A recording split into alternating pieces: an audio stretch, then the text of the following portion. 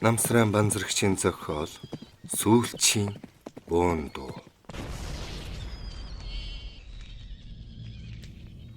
Зурвдугаар хэсэг.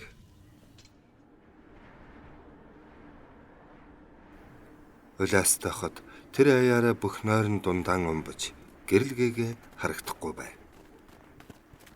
Нэлээд холхон хогийн өлөн ногтол боорлно. Цэрэнбат заримдаа шогшиж, заримдаа алхан явсаар зээлийн адагт ирээд ийш тийш харлаа. Зээл ховхоосон, хавийн хашаа байшин хав харанхуй байв. Дамчаагийн хаалганы дэргэд ирээд аяархан цохлоо. Нилээд удаан цохиход ер чимээ энэргүй болохоор арай чангахан балбав. Бас чимээгүүд ихэд бухимдаж, хашааг нь давж орохыг бодовч өндөр хашаа өөд авирах тэнхээ үнэндээ байсангүй. Дүүрсэн хэрэг гэж санаад хэд хүчтэй цохилоо. Тэгтэл гэрийн тооноор гэрэл гэлс хийх нь хашааны завсраар харагдсан тул их л баярлан хүлээв. Үүд онгойж дахин гэрэл улалцснаа нэг хүн хаалганд ойртож ирлээ. Цэрэнбат учиргүй догтлон бас даарсанда бөмбөгөнтөл чичрэн байтал "Юу хүн бэ?" гэх нь дамчаа мөн байлаа. Цэрэнбат хошууга хаалганд нааж "Би Цэрэнбат" гэж дуулдах төдий шивгэнвэл хаалганы онс торхи малтарч Цэрэнбатч харайн оржээ. Дамчаа хаалгаа бошуухан хаачхад тэврэн авч "Иш чим амьд уулзахын хөрөөл байжээ" гэж хоолой чичрүүлэн хэлбэл Цэрэнбат түүний гараас барьж "Аяархан гин" гэвэл дамчаа юмчгэлсэнгүй түүний хөтлөн гэртээ орлоо. Эхнэр нь шүн хаалга зохихоор баахан айж байсан учраас босоод дээлээ өмсөн чимээ чагнан байсан нь илт. Хятад урт улаанлаа асаасан тул гэрт гэрэлтэй байлаа. Дамчаагийн эхнэр сахал сармаандаа баригдсан барг нүцгэн шахуу уранхай хувцастай хүнийг хараад айсантай болж амаа ангайн ухарлаа. "Бэ бас л богчдгэр болчихсон. Та хоёрыг айлгаж сандаргаж явна. Ийм л үлдээ хүн байжтэй" гэж Цэрэнбат уйлаг алдан хэлээд тамир алдран сөхрөн суучв. Дамчаа түүнийг харснаа "Ай бурхан минь" гэж шогшрон хэлээд нүүр буруулснаа айсан эхнэрөөдөө харж "Хүнийг хийн болгох гэж Цэрэнбат шүү дээ энэ чинь" гэхэд "Мэдэж байна. Асгаж өгтөгсөн байлгүй" гэвэл дамчаа орон дээрээс өстэй дэшүүрэн авч нөмрөглөө. Дамчаагийн эхнэр гал үүсгэх гэж тулганыхаа хажууд суухад Цэрэнбат галд дулаацсан аяг халуун цай уумаар санагдаж байсан ч гэсэн гадны хүмүүс сэжиг авч мэднэ гэж бодоод "Галлаад тийм ээ. Хүн мэдчихнэ. Би шоронгоос оргоод гарч ирлээ. Айгүй бол одоо намайг ирж хайчж байж мэднэ. Та хоёр л тус болж утсан чинь улаан амийг минь мэд" гэлээ. "Ятахта бүлийн юм амсуулгасан яадгийн билээ" гэж эхнэр нь сандрахад дамчаа авдраа уудлан ваарта арх гаргаж ирээд мөнгөн аяганд хийж өглөө. Цэрэнбат архийг авч нэг амсгаагаар хөнтөрчв. "Дулаан оронд орж хэвтэж бүлээцгүү" гэж эхнэр нь мөн сандран хэлэхэд Цэрэнбат гараа сунгаж дамчаагийн гаанс тамхиг авч нэрснэ. "Одоохон явуулгүй болохгүй. Надад дулаан хувцас унах морил байвал боллоо" гэж хэлээд тамхиа баагуулв. "Нуугдаж хэд хоноод явсан дээргүй юу?" гэж дамчаа асуув. "Хаа нухдах? Улаастай бүх айлыг нэгж. Өнөө шөндөөл багтаж хотоос зайдахын гарахгүй бол болохгүй" гэж Цэрэнбат хэлв. "Чи морой амиал би хувцас хунар төхөөрэй" гэж эхнэр нь хэлэхэд дамчааш годвсран гарчээ. Цэрэнбат аяг арх уучхад би энэ халуун өргөж нэнт сайхан болж нам унтмаар санагдав.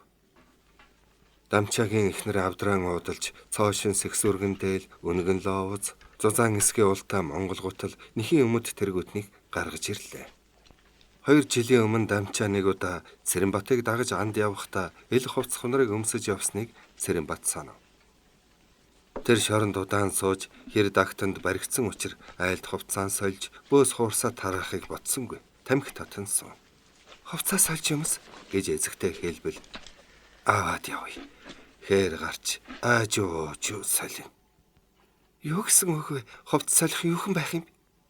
Миний хоочин хувцас түн бомон бөөс. Тэр яах вэ? Би даргална. Тэрлэгтээ явж яах юм? Одоохон өмс.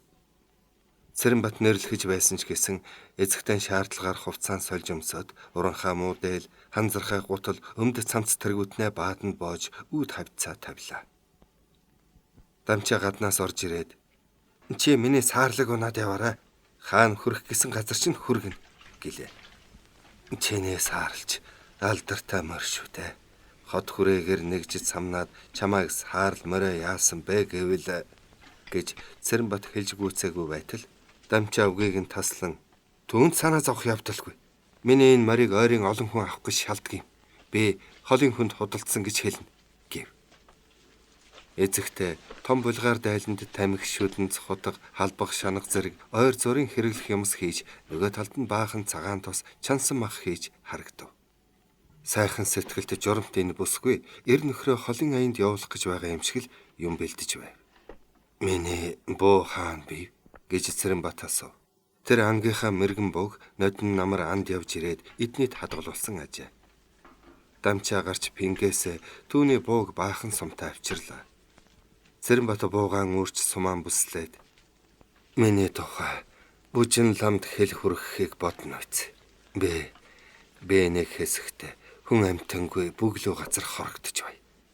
Хаврын дунд сарын 15-ны жин үдэд уулзъя гэвэл хаана уулзах вэ гэж дамчаа асуув. Товцог хайрхны арын хэсэг битүү бургасан дунд уулзвал ямар вэ? Тэги тэнд чинь хэрдээ буйтхан газар шүү. Чиний ачийг хэзээ ч мартахгүй. Юун ач байх вдэ? Харин би чамаага шоронгоос гаргаж авч амжаагүй тэл гомдож байна.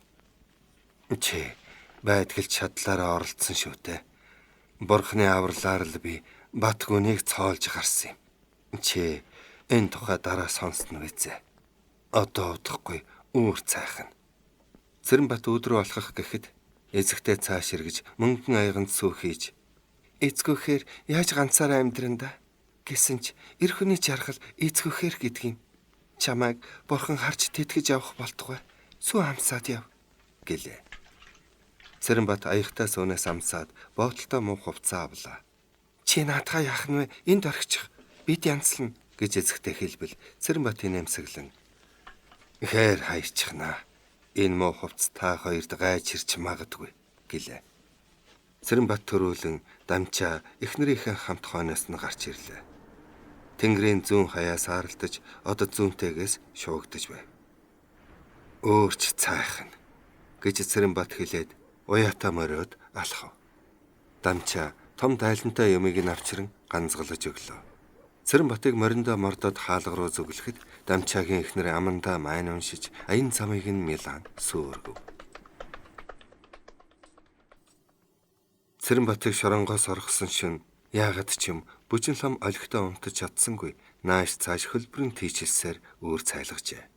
Цэрэнбатыг сайдын яамнаас шорон од явж байхад нь замаас нь булаах гэсэнд бүтлгүй болсноос хойш хөөрхий бүсгүй сэтгэлээр ил дунаж дуу шуунч цөөрсөн тул аав ээжийнхэн сэтгэл зовлонтой байх болжээ. Банзар танхил охиноо тэрхүү нүгэлт хар гөрөөчнөөс хөндөрүүлэх гэж анхнаас бодож байсан билээ. Тэгээд ч даашин хүүгийн пөөсний данжаад охинд нь дурлаж сүү бэлэг тавихаар уухаантас хэмээн зөвшөөрч хөгшинч гисэн баян хүргэнтэй болж нэг насаар барахгүй их хөрөнгийн эзэн суун гэж бодож байсан нь талаар болсонд баахан урам хугарч байсан билээ.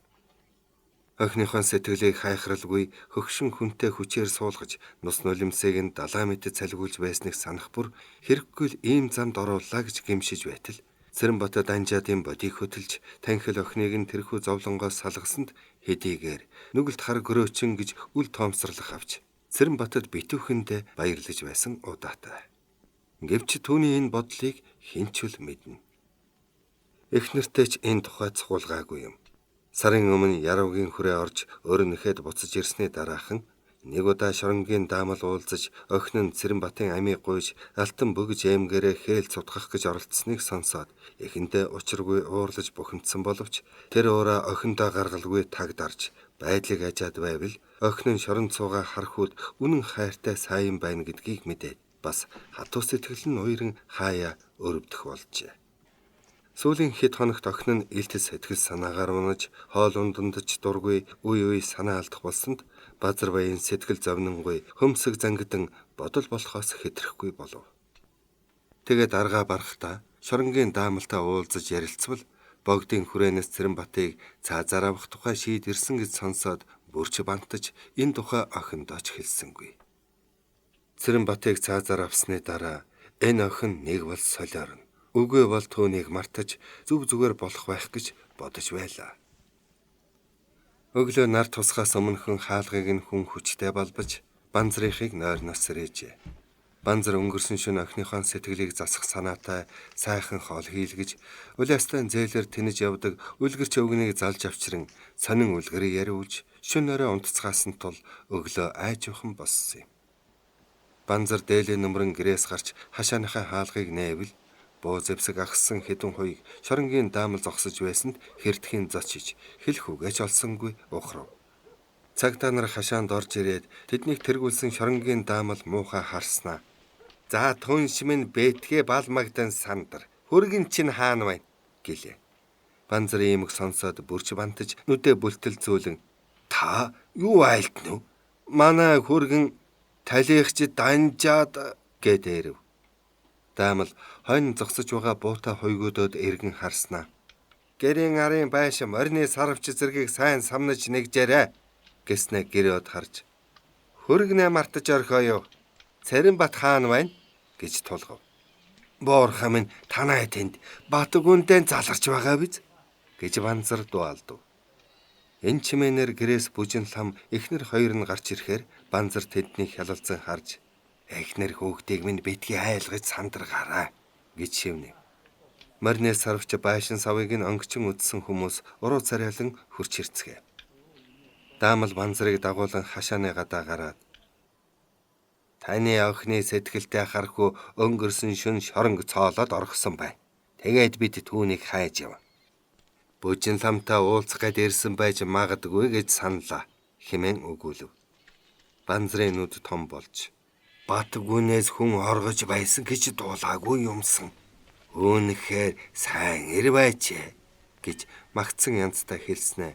Дими юм ярьж хүний санаанд юм оруулчихвэ гэж хаширлан түүнийг манад ирэх юм бол доор нь барьж аваад хөргүүлчихэн шүү дээ гэлээ. Тэр чи тийм амархан баригдах хүн биш ээ. Нэрэн Батгүнээс хүн оргоно гэж би энтхийн даамлыг олон жил хийхдээ даан чи зүүдлээч үгүй юм. Тэгсэн чин дотроос нь цоолоод гарсан байх шүү гэж даамал ярив. Цоолоод гинэ ямар сони юм. Хулгын шиг нүхэлсэх хэрэггүй. Өөнөхөр сони юм. Чохом юугаар ухаж цоолсныг бөөмөд. 3 давхар тоосхон ханыг цоолж, тоосхыг нь эвдээхэн сугалж аваад гарсан байна. Өөнөхөр гайхамшигтай ир юм аа. Аймад хүн аргатай гэж үнэ юм. Цаазаар авахыг мэдээд л оргосон байх та. Та ирэм та. Одоо яа гэх баахан самнаж нэгчхээс биш. Өглөө эртэс хандрагсанд битгий юм санаараа Банзарга. Юу санах вэ? Манай гэрээр орж үзэхгүй юу? Танд бүр найдаж байна. Танад ороод ч юу хийх вэ? Манай нэг хуйг ороод ирэг. Даамал ингэж хэлээд ахлах хуйгийг Банзрын гэрт оруулжээ. Буу зэвсэгтэй хуйгууд явсны дараа Банзар хашаандаа орж ирвэл бүхэл байдлаас нь гадарлан ойлгосон охин нь инээд алдан тосож "Аава, даамалгаа юу гэж яв юм?" гэвэл Банзар охиноо хальт харснаа. "Өнөө охчин шоронгоос оргосон гэн. Одоо түүнийг олохоо өнгөрсөн бизээ" гэжээ. Бүжин ламын бодол яг үнэн болсонд учиргүй баярлан аавыгаа хүзүүдэж аваад эрхэлмээр санагдавч биеэн барьж юмч хэлсэнгүй гэртээ гүйн оров. Банзар хойноос нь харж "Охины минь нар гарчаа. Заяа нэмэтэгтэй. Хувь заяаг нь бурхан түшиж байгаа биз" гэж бодоод цасан дундаас цайвалсан дүнхийх алсын уулын орой ширтэв.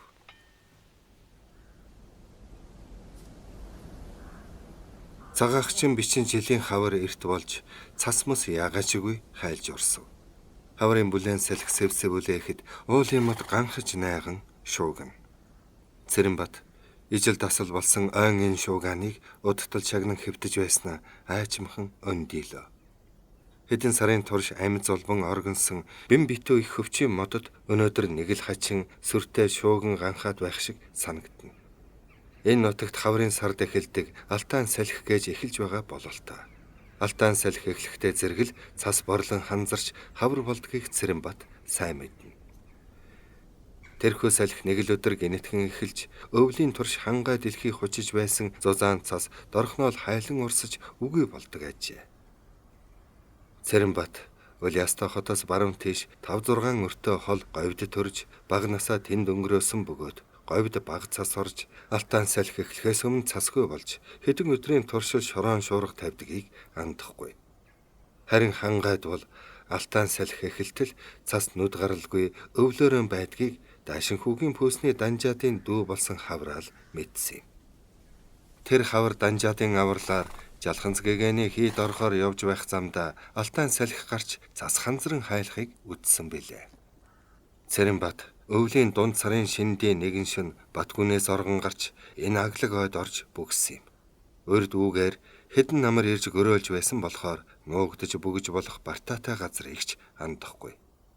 Дамчаагийн уйхан сайхан сэтгэл технэрийн базааж өгсөн мах гурил будаа нь аль хэдийн дууссан боловч аавынхан өв болгон үлдээсэн цэцэн буун аминд орж туранхайч гэсэн бор гөрөөс намнаж махыг нэдсээр хавартаа золгожээ.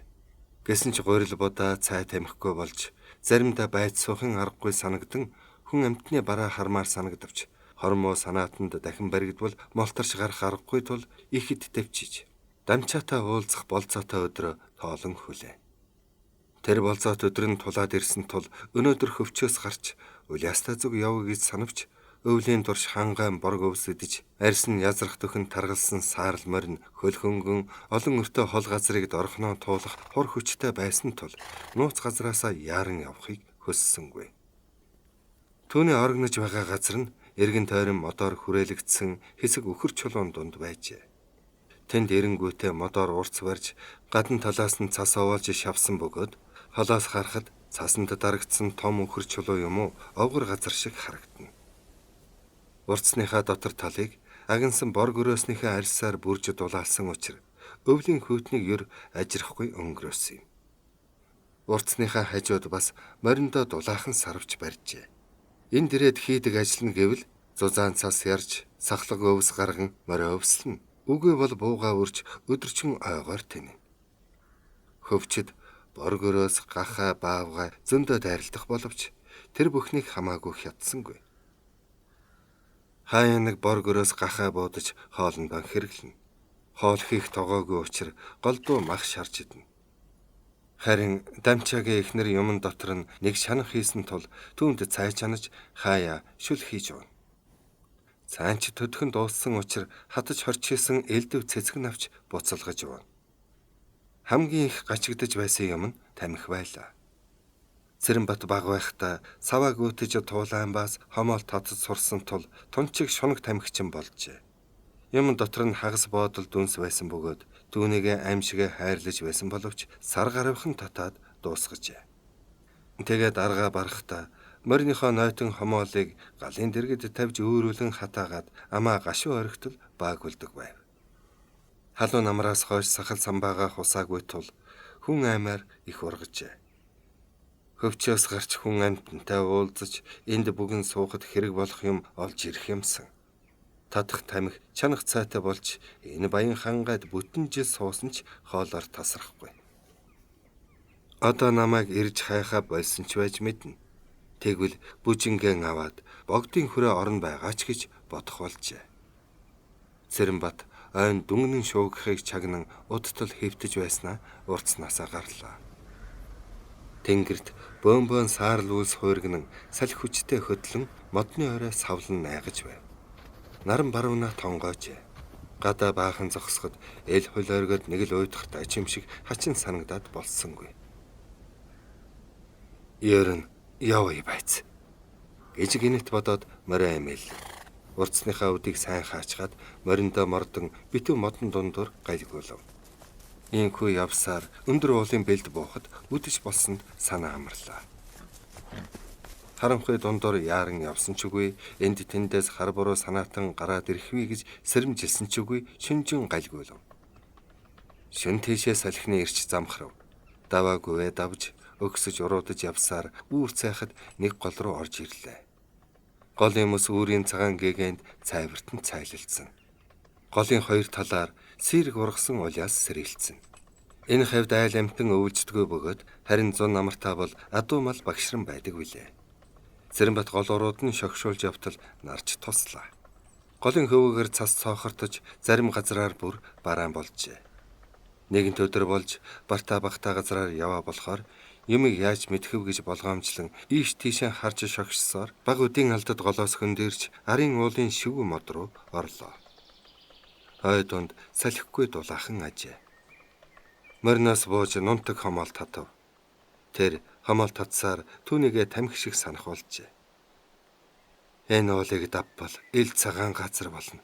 Түүгээр өдөр явж болохгүй гэж бодоод морин чөдөрлөөд наран дээвэр цасгүй газар хэвтлээ. Хаврын бүлээн нар нүүрнээс тааламжтай сайхан ээж, биеийн нозоорон удалгүй унтаж орхижээ. Хичнээн ч унтсныг бөөмөд, нойр нь хансан бололтой сэрээ дүндийвэл нар харивгүй шингэх гэж байлаа. Ганцгалж яваа жижигхэн богцсноос гөрөөсний чансан мах гаргаж баахан идээд модны ард үлдсэн цас авч өмхлөв. Тэгээд нар шингэсэн хойно мордож модтой өндөр уулууд зүтгүүлв. Шүн дунд хэрд тэр уулыг давж цаад руу нь буугаад хүнхийн харлах уужимхан хөндөй дундуур шогшуулв. Хөндийг туулж богдын голын хөвөнд ирэхэд үүр манхайтал цай. Ингээд чигээрээ явбал оройдоо улаастаа орчих байлаа. Тэгтэл болцоод өдөр нь буюу хаврын дунд сарын 15 маргааш байсан тул гол уруудан гэлтрэв. Улаастад ойртох тусам одожгүй муу санаатантай тулгарч мэднэ гэж хаширлан аль аль бартаатай газар бараадан явсаар нар баруунаа таших үед товцог хайрхны бараа харж хэсэг чулуун дотор орж нуугджээ. Тэндээ нар шингэтэл суугаад үчийн бүрээ эргэн тойрныг нөмөрөхөд мориндоо мордож гол уруудан шогшуулсаар шүн дундын хэрд товцог хайрхны арын хэсэг бургасан дотор орлоо. Тэр хэсэг бургасан их шивгүү тул өндөр газраас дурангаар харсан ч дотор нь байгаа мал хүн харагдахааргүй боловч бургасны навч намаа унсан өдий үед их сэрэг санагдав. 15-ны төгрөг цагаан сар тэнгэр голлож сүүн цагаан гэрлээрээ өдөр мэт гийгүүлнэ. Цэрэнбат нэг жалганд орж туглан суулаа. Арай л яаран иржээ. Маргааш үд дунд болтол энд суухна гэхээс цаг мөч өнгөрөхгүй удаан санагдана. Унтай гэхэд нуруунаас хүйт оргиж хахирган салхи савилдсан. Морой бургаснаас уйчхаад иргэний нөмөртө гараа ивхэн сууж унтах гэж оролдов. Нойрон ч хүрхшин жалга. Хүйтэн эрэг араас хайрч бас хөлн дараад байхаар босож жалган дундуур наас цааш холихлоо. Ийхүү босон сууж холихсоор байтал удаан хүлээсэн үүрч цайж сарны гэрэл бүдгэрв. Авч явсан махан дууссан тул зэгсэн өлсөж байлаа. Голын мөснөөс хэлтлэн авч амандаа хийвэл амны цангаан гарах авч хитрхи хүйтэн тул шүд хаг ташиж хоолой руу хүйт оргино. Удалгүй нар мандлаа. Улаастай хотын зүг харвал саарл манын юм уу утаа хөшгөлөн хот бараантна. Хаврын нар ар зооноос шарж эхлэхэд бие нозоорон нойронч хүрв. Жалга эрмэгдэн хэвтэж наранд зоогоо ээж хотын зүг хараад л байв. Мэлтгэр тунгалаг нар уяатай юм шиг нэг дороод огт хөдлөхгүй мэт санагдана. Наранд ээж хэвтээд байхаар нойр хөрөх учир босож бургасан дундуур баахан тэнэв. Нарны байдал ажиж дамчаа минь одоо л хотоос наашаа гарсан байх гэж бодно. Нар удаанч гисэн хором хормоор дээш хөрч багууд өнгөрчээ. Хотын зүг нэг хэсэг хараад цаг нөхцөх санаатай жалган дотор өгсөж уруудан алхав. Заримдаа жалганаас гарч голын хөвөнд очино. Ийхүү хүлээж ятан байтал гол өгсөд бараа морьтой хүн хатруулан айсуу харагдав. Цэрэнбат ихэд баярлан анд минь яг хэлсэндээ хурч цагтаа ирлээ шүү гэж баярлавч өөрхөн байж магадгүй гэж хардан жалганаас толгоогооч цухуулгасангүй сэмхэн харлаа. Бас юмыг хайж мэдхэв гэж санаад цэнхтэй бууга анлан хүлээв. Тэр хүн ойртож ирэх нь дамчаа мөн байхаар буугаан орхиж босон хараагаад жалганаас гарч даллав. Дамчаач сая түүнийг харлаа. Цэрэнбат өдөөс нь хурдан алхахад Дамчаа тулж ирснэ морин дээрээс дэвхрэн бууж "Амархан сайн байна уу?" гэж хоёр гараа сунган золголоо. "Үгүй чийч бүр зэрлэг хүн шиг болоо шив. Наад сахал чинь" гэж шогшров.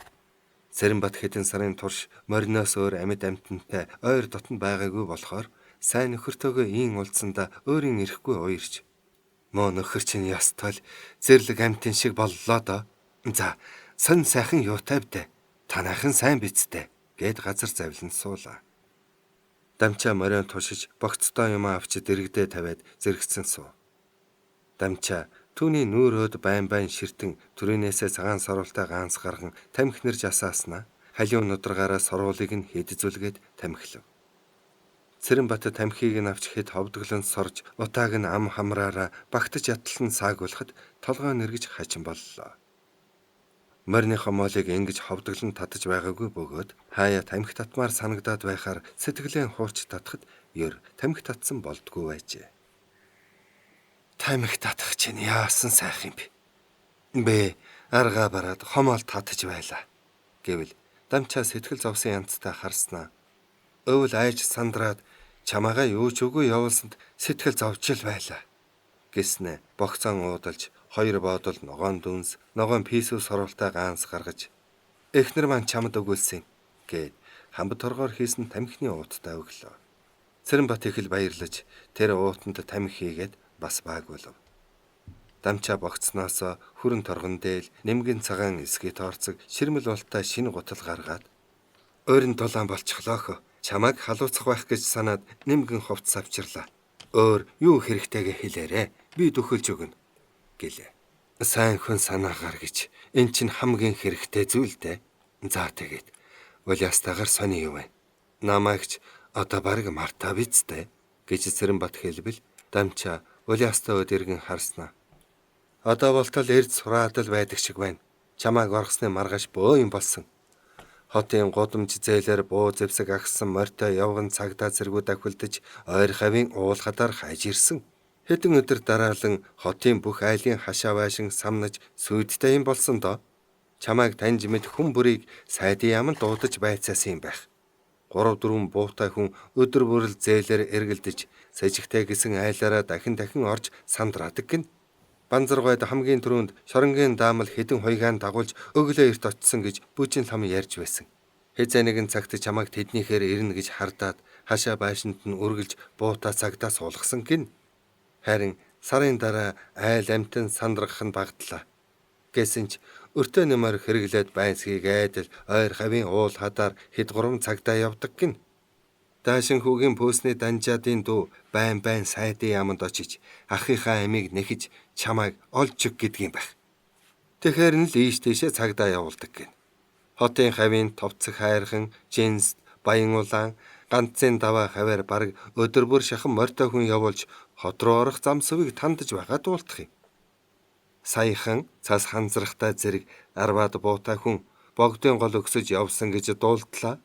Гэхээр Цэрэнбатын бие арзас хийж тийм би. Намайг чи барьж автлаа өдий визээ гэчихв. Чи хаана байж байгаа дэрэмтэй гэж Дамчаа асуув. Бүр хол. Богдын голын ихээс хойгоор хүн амтангүй зэлүүд газар байсан гэж Цэрэнбат хариулв. Дамчаа богцноос чансан мах ваартаа арх боов шов зөндөөний гаргаж мөнгөн аяганд арх мэлтэлзүүлэн хийж барив. Цэрэнбат архинаас хангаад илхэд өргөөд нэг амьсгаагаар залгив. Бөөжин лам минь ямар янзтай байгаа бол доо гэж Цэрэнбат тэсэж чадсангүй асуучв. Дамчаа архинаас мөн хангаад илхэд өргөж хэд болгоснаа дахин дүүргэж Цэрэнбатад өгөөд "Гэртэл байгаа. Намайг очиж хэлэхээс өмнө чамайг орхсныг дуулсан. Бэ аав ээжээс нь хөндөө уулзаад чиний тухай ярихад хөөрхий минь уйлжил байлаа. Чамайг хаашаа явсан гэдэл дахин шалгаасан. Бэд хоёр хаяал нэг уулзах юм. Бэ чамтай болцож уулзна гэдгээ хэлээгүй. Түүний гадуур чи дэмий явуулахгүй гэдгийм байх. Хэрв явах гэвэл нэг цагдаа дагаж явдаг гин. Би хаяа тэднийхээр очиж уулздаг юм" гэлээ. "Уулзах арга байхгүй нэ. Одоохондоо болохгүй. Намайг эсэмэнд явж байна. Хэзээ нэгэн цагт уулзна гэж байна гээрээ. Би хэл хөргөнэ. Ерөн түүнийг гэр орноос нь босгуулаад алс хол явчихж болохгүй юм болов уу? Одоохондоо байдлыг жаал харцны. Би энэ тухай бүжин хамтаач ярьж зөвлөе. Хөөх юм. Гэр орноос нь холдож намайг дагаж юугаач хийж явах юм билээ те. Би түүнийг жаргуулж чадахгүй вэзэ. Тэгж гунж гутаж болохгүй. Чи тэгээд яа гэж бодож байна? Харин яадаг шүү юм билээ. 4 цагийн эргэлтэд уул хадаар тэнэж нэг насыг барах хэрэггүй. Юу ч гэсэн нэг хэсэгтэл бөглүүхэн газар нуугдж байсан нь дээр тэгсхийгээд эл хэрэг мартагдаж хуучирч мэднэ. Тийм дээ. Чи хот хавар эргэлцсэний хэрэггүй. Хоолхон л явсан дээр. Тэги. Хоёулаа 100-ны дунд сарын 15-нд мөн эндээ уулзах уу? Тэги. Би юу авчрах уу? Юу ч хэрэггүй. Би өөрөө аргална. Сонноос Улястан хятадууд их одорч байгаа шүү. Биднийг юмлвал Цэрэнбат шиг алж дээрэн тэхнүү гэдэг болсон. Тийм би. Би юуг нь дээрэмдсэн юм. Харин ч тэд чинь миний хамгал итгэл найдвар, ариун сайхан сэтгэл, амраг бүсгүйг минь дээрэмдсэн шүү дээ. Та нарыг ганц сайхан болгоод өгнө гайгүй. Манай Монголын хоолнд бүр сагаж байна л да. Дамчаа иймэг сонсоод эргэлзэн гайхаж түүнийг харвал Цэрэнбатын шанааны судас нь гөрүүлзэж байлаа. Чи минь дахиад хятадуудаа битгий ноололдоорой гэж захихад Цэрэнбат үл ойлгосон янзтай харж юу гинэ? Чи намайг дахиад хар хятадын бүхсийг долоох шахан долгинож амьдрна гэж санаа юу? Гэв. Дамчаа үл мэдхэн инээмхийлж үгүй дээ. Тэгж хэлсэн биш. Тэднээс хол хөндөй яв. Өс хонзон санаж дахин бүү орооцолд. Чи өсөө хангалттай авсан шүү дээ. Гэв. Хаанаас та? Өс санах юм бол тэднээс нэг нас арч аваадаг үцэхгүй. Дахин бодоход намайг даанч хөөрхий болгосон шүү. Миний ингэж уул хадаар тэнэж яваач муусан хятадуудын буруу. Би тэднээс өс хонзон авах тал авна гэж Цэрэнбат бардам өгөөлөв. Чи тэгэд нухаад байх нь гэж Дамчаа айсан янзтай асуув. Яадаг юм бэ? Тэд чинь хүн биш чөтгөр болохоор тэднийг алахад нүгэл болохгүй. Бодолтой л яваарай. Олон хүний аминд хүрч нүгэл хийгээд юу хийн? Хойднасаа бод. Тэртээ тэргүй би чинь нүгэлд хар гөрөөчин шүү дээ гэж Цэрэнбат хэлээд архинаас хийж уулаа. Цэрэнбат Дамчаагийн авчирсан зүйлийг богцондоо хийгээд энд удаан байвал хол ойроос хүн харж мэднэ. Би ингээд явъя да гэв. Чи одоо хайчих вэ гэж Дамчаа асуув. Цэрэнбат юмаа ганцгалах зуур. Холын хол явна. Гэхдээ бүжин ламыг энд байсан цагт миний зүрх үргэлжил энэ хот руу уяатай юм шиг тэмүүлэн шүү дээ. Чи миний сургийг удахгүй сонсох байхаа гэснэ мориндоо мордлоо. 100-ны дунд сарын 15-нд энд хүлээж байна шүү. Амар минь яваарай гэж Дамчаа хэлв. Цэрэнбат морой ташуурцснаа эргэн харж за яв да. Дараа уулзтал юмны байц мэдэгдэн мэдээ гэлээ. 6 дугаар хэсэг төгсөв.